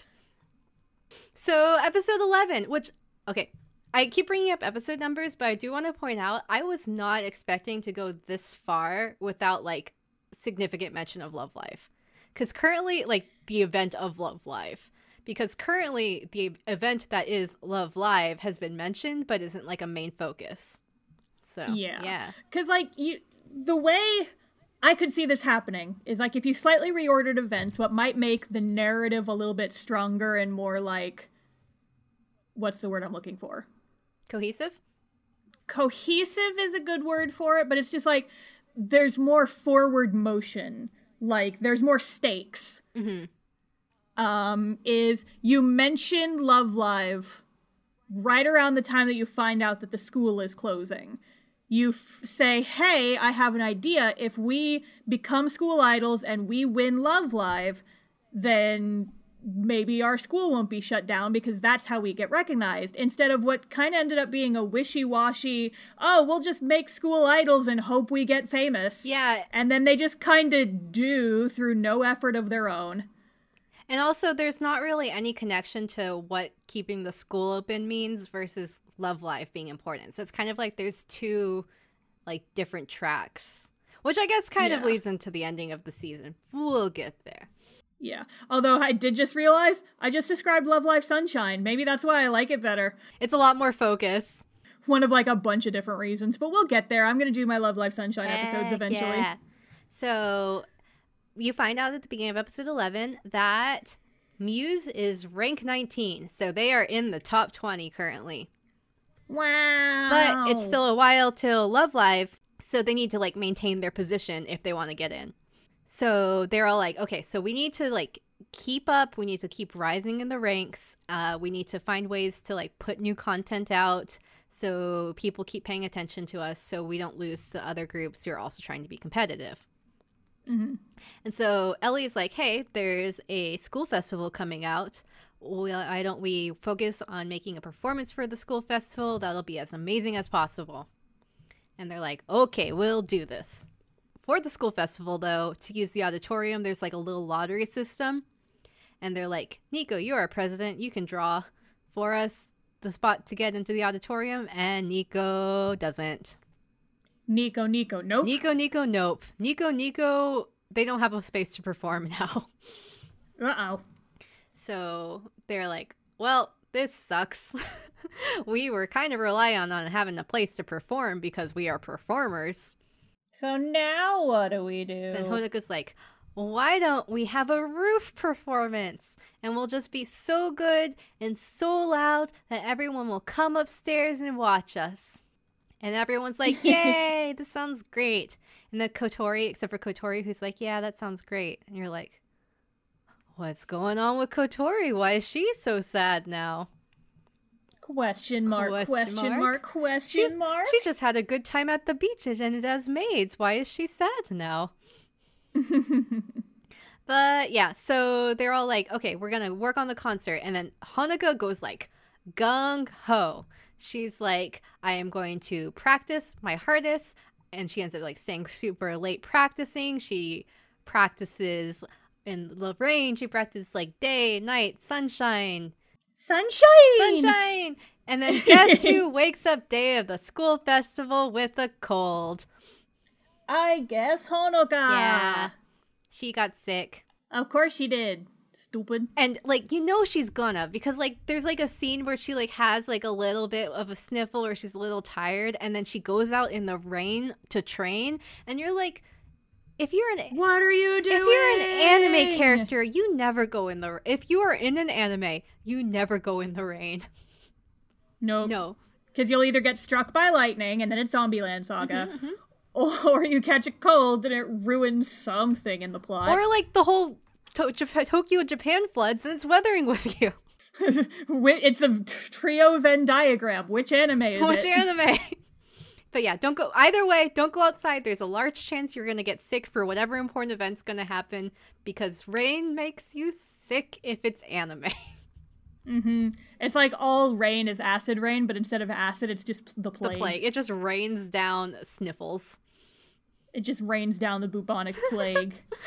Like, it's just a bunch of rats, and you're like, and you're like, oh, fuck! So, yeah, it's raining. And also, you find out at the same time that Kotori has, like, some sort of deadline coming up, and only Umi knows something about it, and you're like, what's going on between Kotori and Umi, and why is Kotori so sad? And then Umi's like, you gotta tell Honoka, and the audience is like, you gotta tell us too, please. Yeah, this is like the opposite of dramatic irony. We have no idea what's going on. It's dramatic annoying me. And then Kotori's like, I'll tell Honoka after a performance today, this rainy day. And then, so they're like, okay. So they go and they're ready to do her performance, but Honoka shows up sick because she overworked herself. And she's like, don't worry about it. I'll be okay. I'll do the performance anyways. So they go up on the roof and... Hey, Sarah. Yeah? She's Kujo 10. Yeah, she's 10. They're all connected. They're all connected. Illumi Kaminari. Ah! So they go up on the roof to do the performance, and it's raining still, of course. And there's not a lot of people there. There's like a couple people with umbrellas, and they're probably all her classmates, so no one knew. Hey, Sarah, you know what this also is? What? Cinderella Girls. Yeah, it is. This is like a strong trope. Yup. So they go up on the roof, and they do their performance, and then Honoka dies. Rip. And that's Love Live. And then the anime's over. So that was our Love Live coverage. So final thoughts, Sarah? I think that it was really weird that they decided to kill off the main character before the second season. I concur. This is a weird plot point. And I do think it was really weird that they decided that this next season was only Nico. Yeah. I feel like the anime just took a bad turn there. Nico, nope. Okay, Sarah. Concept. Uh-huh. Illumi Kaminari. It's three king blades, but they're in a triangle shape. Yes. Oh my gosh. And there's an anime eye in the middle. Oh my god, you gotta draw that star. I'm going to. Oh my gosh. You gotta make card decals of that. God, please. Anyway. So Honoka dies, and then all the other episode 12. Honoka dies at the end of episode 11. Episode 12, the other girls are like, they go to her funeral. And it's really sad. She's dead. And they're like, they tell the ghost of Honoka, hey, we decided not to do the rest of the performance without you because you died. And then Honoka, the ghost, this is a lot. So Zombieland Saga. Oh no! She's the occult one. Maybe she can talk to ghosts. Maybe she can. iDOL seance. Honoka's alright. She has a sprain. That's it. But she collapsed because she should not have done everything she did. And then this is where you get the, I guess, kind of trope of the main character blaming everything that bad that happens to the group on herself. And she's like, this is all my fault. We didn't finish our performance. We're never going to make Love Life now. And then Ellie's like, actually, we pulled ourselves out of Love Live because we got chastised by Kotori's mom for trying too hard. She called us tryhards and said that we've no longer passed the vibe check. I didn't know what that was about. She cringe stamped me. Right on the forehead. Right on my forehead. And it's like still there. Oh yes, absolutely. It hasn't washed off just yet. So it's still like you just see like the little phantom ghost of like this cringe stamp on her forehead. Yeah, and then at the same time, you also get shots that Kotori is packing. Uh-oh. And you're like, why are you packing, Kotori? My friends are too cringe. I have to leave the country. Basically. This whole episode has just become a giant yes, shit it post. has. She needs to leave the country so she can go search for Haruki to find Zero. Oh no! Because Kotori is actually the songwriter for iDOL 7. Oh my god, Sarah. Anyways. The iDOL Days continuity is getting so crazy right now. We're only kind of like combining a few. We need to fit Seko Boys in here. In one of they go to the art room, and there's a statue, and it can talk, and because it was delivered by the moon, Sukiuda. Okay, so they're like, okay, well, even though we're not doing Love Live, we'll still do like one more performance. Like, we'll do another performance to make up for it. And Honoka's like, yeah, this will be fine. It'll be okay.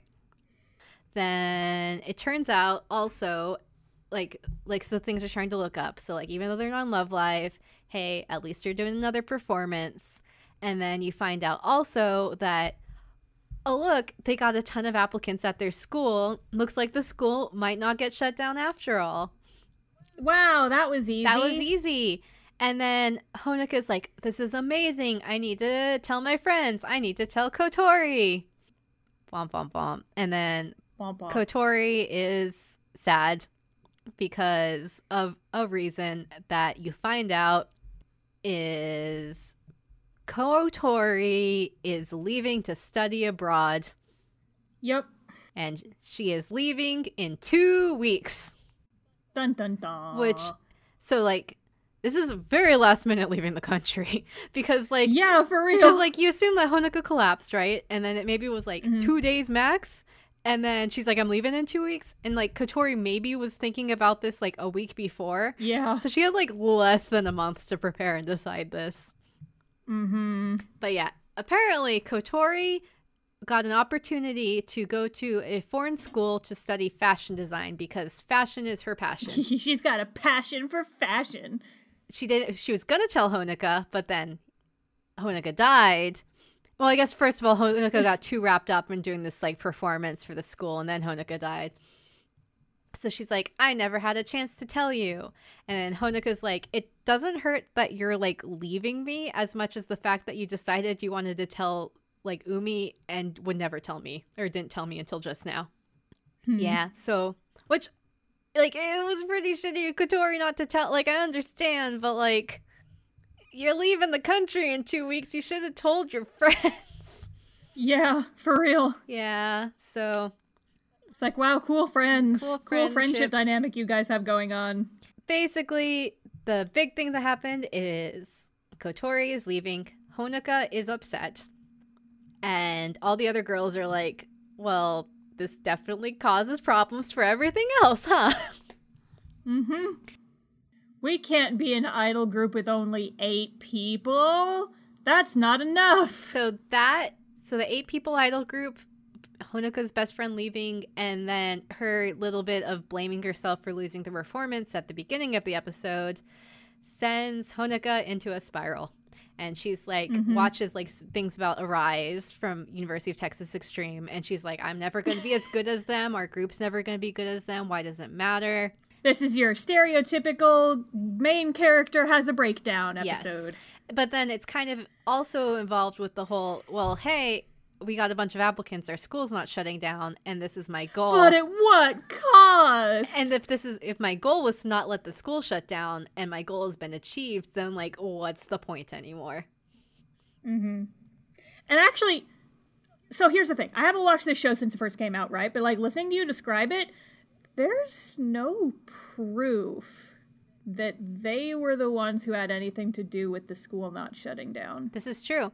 Though I think it's implied because at the beginning of the series, there is like Yukiho, her sister, is like, I'm going to UTX because they have idols. And then like at this point, you like have little scenes with Yukiho being like, I'm going to go to Otono Kizaka because your idol group has gotten popular. So you kind of get a little of that through like the middle schoolers characters that you have. It's still not a lot, though. Yeah. That's maybe like a handful of people, but like to save a school from getting shut down, presumably a school of several hundred students, you would need several hundred applicants. Are we really going to believe that all of them, or at least a good majority of them, were from just because the idol group is popular? Sorry, you cannot doubt the power of idols. Listen, I don't. I doubt the power of these idols specifically. Star piles the salt on. Now, if Makoto had a school idol group, of course. Listen, I would have changed schools out of the country to go see my girl, but listen. So yes, so at that point, Honoka's down. She's like, there's not a point anymore. And then the other girls are like, hey, why don't we have one more performance before Kotori leaves? And then Honoka's like, nothing really matters. Nothing really matters to me. And then Nico's like, what, do you actually mean that? And then Honoka's like, yep. And she's like, I quit. I'm gone. No shit. Bye. Bye. And Honoka walks away. Dun dun dun dun. So Honoka's crisis. It's unfortunate. The Hon crisis. The Hon crisis. So yeah, episode 13, last episode, starts as a downer. Not very big sad energy. Big sad energy. Honoka is depressed. She's sad. Kotori is packing up, but she is not happy. All the other girls are thinking about how Muse ended, like how everything finished up, and they're like, this isn't good. There's only 7 of us. Maybe, maybe we should color ourselves like the rainbow and change our name. Change our name to like iDOL something 7 or whatever. Yeah, iDOL something 7. Maybe like iDOL. We're not like, we used to be an iDOL group, and now there's fewer of us, so we're kind of like iDOL-ish. So yeah, they're like, well, this is a lot. Why don't we like stop practicing for now, and we'll just focus on our other things, and we'll reevaluate later, like when all of this blows over a little bit more. Mm-hmm. So you you get like little scenes of all the girls like doing their own thing, like Hanayo with the alpacas and Umi practicing archery. But you also do get a scene of Kotori and Umi meeting up in in Kotori's empty room, and Umi's like, so like, is this actually what you want, Kotori? Dun dun dun dun. And then there's also a little scene where you see on TV that like Honoka is passing by. She was like playing DDR with her non-iDOL school friends and like just doing normal high school girl things. And then she sees on TV. Oh my god, is she Miki? What? Is she having her Miki episode? This kind of reminds me more of like I guess a little bit, yeah. Well, she's not having like, it's not like fun like hangout time. It's more of like, I'm trying to get back to being happy. It's Miki but depressed. But so she sees like a little TV thing and sees that Arise won Love Live. And Honoka's like, huh, that could have been us. Dun dun dun. Honoka also like stumbles by like the shrine, or walks by the shrine, and she sees Hanayo, Rin, and Nico practicing, because I guess the 3 of them are like, even though everyone else is doing their own things, we still want to try to do the iDOL thing. Which, I mean, good for them, right? So, yep, go beans. Go beans. Like, that's one thing, like, even though Nico is a lot, I do appreciate the fact that, like, during this sequence, she's still like, I knew what I wanted. I'm not so wishy-washy. I'll still help these other girls do their thing. So, there's there's a plus side to Nico. There's a lot of downsides to Nico, don't get me wrong, but that scale is still very unbalanced, but I do appreciate her in these last few episodes where she's helping Hanayo and Rin out. And yeah, so then Kotori leaves, and Honoka never becomes an iDOL again. And that's the end of Love Life.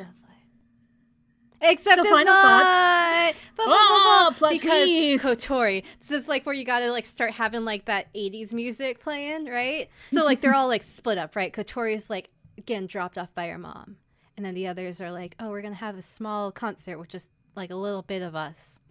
And then you find Umi finds Honoka, and Honoka's like wandering around being like, well, I guess there's this concert, and oh, I don't know where Kotori is. And then Umi's like, hey, Honoka, you know that Kotori's leaving today. And then Honoka's like, was she? And then Honoka starts monologuing about like her motivation after the first concert, and about how her plan was always just to like save Otonokizaka and like But at the same time, she really enjoyed being an idol, and she knew she dragged Umi and Kotori into this. And then she starts, like, in her mind, like, while she's spewing things to Umi, she's, like, realizing that, oh, hey, I wanted to be an idol for selfish reasons, not just to save the school. And then she's like, Umi, I'm so sorry I forced you into this for selfish reasons. I know my dream was to be an idol. I made the excuse that I wanted to save the school, and I was being selfish. And then Umi's like, you know, we didn't do the idol group because we wanted to save the school. We did the idol group because we like hanging out with you. And you always like make things fun for us. And then Umi and Honoka are standing on the same stage, like on the auditorium stage. And they start like singing like the ending OP. Because, you know, it's always emotional when they sing the opening or ending in the middle of an episode. And then, especially if it's the last episode. Yeah, absolutely. And then at the airport at the same time, Kotori is singing too. And then Umi's like, you know, sometimes we rely on you being selfish, on dragging us to things because you always make the best decisions for us or something. And then Umi's like, Kotori is at the airport right now. I think she's waiting for you to be selfish too. Which, like, this is, again, they're putting so much responsibility on Honoka. Like, for real? If Kotori needs to make her own decisions, and they don't need to be like, well, I'm only doing what Honoka's doing because that's unfair to themselves, and it's unfair to Honoka. And there's my little rant there. But I guess that's what's going on. So, Umi's suspecting that Kotori's only leaving because she's going with the flow, and Honoka... She usually relies on Honoka to break the flow, and Honoka needs to be selfish and bring Kotori back. So, like a 90s rom-com, Honoka runs to the airport. She grabs Kotori and whisks her away back to the school. And then back... Yeah, I remember that I hated the ending of this season. Yeah, it was... Because it felt like the moral was, don't follow your dreams, stay with your friends and be idols. Yes, it did feel like that. And then it also felt like, hey, if you don't want to make your own decisions, maybe your friends will make your decisions for you, which it's not good. That's very guilt trippy, first of all. Yeah. And it's like, you need to figure out what you want and go get it. Don't let other people's opinions be the thing that drives your life. Because here's the thing, right? Freaking Kotori makes all their costumes. You know she likes sewing. She had to have, like, applied for this thing, or maybe, like, her parents applied for her. Yeah, they say that her mom applied for her. But yeah, it's like, you know this is what she wants. If she doesn't want to go out of the country, then fine, don't do it. If she wants to go, then let her go. But, like, I feel like the only reason she's getting all tangled up in this is because, her friends mean so much to her. It's not forever! This thing is probably, like, a year tops. Yeah. And I'm speaking as someone who left the country many times. It's like, I went to an out-of-state college and I didn't know anybody. Guess what? I'm still friends with a lot of my high school buddies. It's not the end of your friendship. It's true. But... the ending of season 1 infuriates me. I see it like a rom-com where, again, like, the girl is, like, at the airport leaving to meet the other guy, and then the other guy shows up, and then so, like, instead of it being another guy, it's, like, the idols, and it turns out that Kotori's real love was idols all along. So yeah, they bring Kotori back, or Honoka brings her back just in time because all of the other girls are there, and they're like, you came just in time for the concert. That they haven't practiced No, they haven't. But I guess at the same... Well, it's been like 2 weeks, right, since the other performance, so if they're singing all the same songs, it hasn't been... I guess they're 2 weeks out of practice, but yeah. Yeah. This is all a very quick... Because I was, like, thinking about this timeline with, like, season 2, which is all the same year. So, like, all of this has to be, like, taking place within the span of, like, a month and a half or 2 months. Yeah. Because it goes from, like, the start of the school year until, like, early fall. So, which I think the start of the school year in Japan is, what, like, March? It's, like, April, the beginning of April. Yeah, so, like, they have, like, 3 or 4 months. Like, it's just a quick timeline. Yeah. But, yeah, so they all dance on stage, and they are idols again. Yay! And then at the Yay. end, you get a little like thing that, first of all, it looks like Arise Senpai noticed them. University of Texas Extreme noticed them.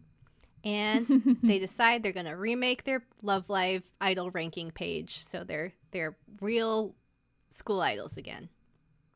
Yay. Season 1. So yeah, Season that 1. was season 1 of Love Live. Wow. Season 2 is next. Yep. So Sarah, I realized something though. Uh-huh. We spent this entire time, we haven't touched on the animation at all. No, or we like haven't. Any of the songs. Yes, we have not. So Love Live is one of the ones that uses like a mix of 2D and 3D in their performances. So I think you mentioned before that like the Love Live thing is like when you see like feet on the ground, it's 3D, and then if it's a head or waist up, it's 2D, and that's pretty much the rule. Yeah. That's something that I like named a while ago, like back when the show was first getting popular. It's like the Love Live rule. So if the money shots are the ones where you see the characters' faces, if you see characters like from the waist up or closer, then it's probably hand drawn because those are the ones that gotta look nice. But if you see leg, if you see crotch, if you see anything below the lower 50% of their bodies, or there's more than 2 people in the shot, it's probably 2D, or it's probably 3D. Or if it's a moving camera. Or it's a moving camera, yeah. So... And the 3D it gets better. It does. But it's not great. No, it's even by the end, it's not great. It is very much, I guess, it's probably phone game quality, honestly. Yeah. So it's not... The phone game looks better than this, though, I know. Is the thing. It's not super well rendered. They do get, like, the dead eyes. Oh my god, Sarah. No, I have the perfect metaphor for this.